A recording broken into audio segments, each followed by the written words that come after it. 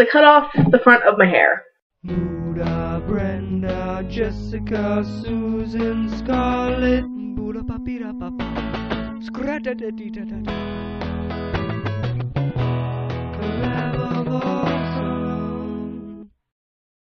It's recommendations week, and we are recommending things. And this is the third time I'm recording this video because I've been talking about the stuff I'm recommending way too long. So we're going to speed right through it. The last movie I saw was The Hunger Games, and you should all watch it because it's awesome. But I think everyone on this channel has already seen it.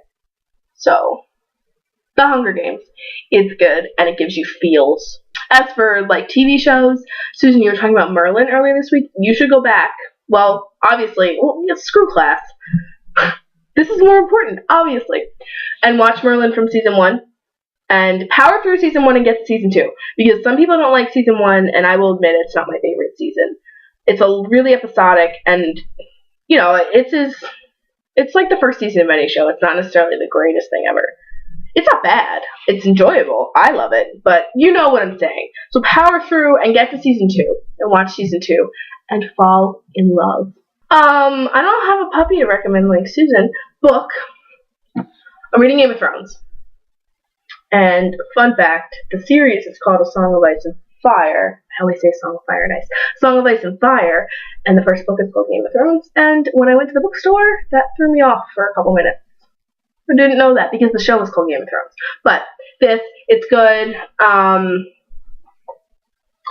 It's got a lot of words. It's pretty long, as you can see. The print isn't that big. Oh, I opened up to my favorite character and no one cares. But there's a lot of information and it switches viewpoints, so each chapter is named after a character, and because it's, you know, you're with that character now. You know what I'm saying.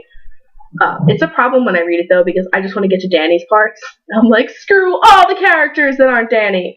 But it's really good, and you should give it a chance.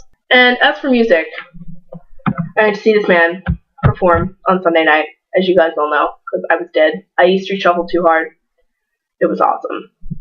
So I have two things. Unlike people, I think Jessica, I'm assuming the band you recommended was new-ish. By newish, I mean the past like 10 years. I haven't gotten a chance to look them up yet. Or him. I don't remember. Either way. And Brenda said Cody Simpson, I think, who I know is relatively new. So we're going back in time. On Sunday night, I went to see Bruce Springsteen, which was awesome. And this is my favorite Bruce Springsteen album. So I'm going to recommend you all listen to it in its entirety. Just go on Spotify or something and listen to the whole album because it is so good. It's so good. And if you have the vinyl, like me, when you open it up, suddenly, Clarence Clemens just chilling. When they did 10th Avenue Freeze Out at the show, there was a tribute to Clarence, and everybody was like clapping and cheering, and it was awesome.